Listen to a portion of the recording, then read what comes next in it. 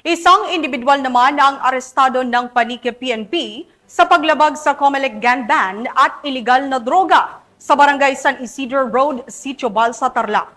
Police Executive Master Sergeant Delfin de la Cruz, ibalita mo.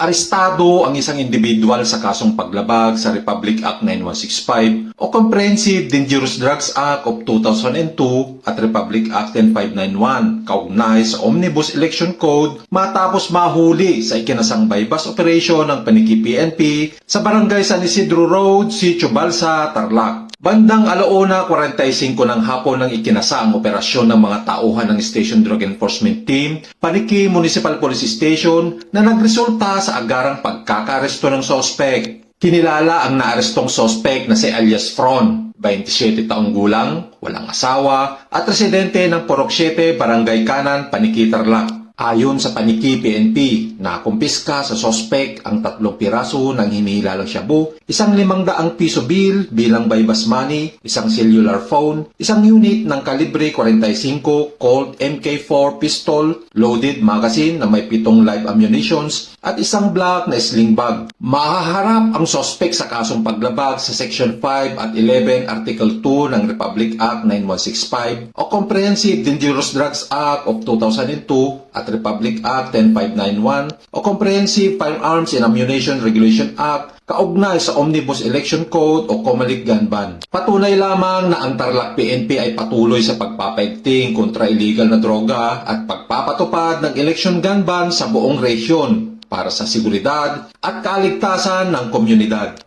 Mula dito sa Tarlac Police Provincial Office, ito ang inyong PNN correspondent, Police Executive Master Sergeant Delfin Francisco de la Cruz, alagad ng batas, tagataguyod ng balita.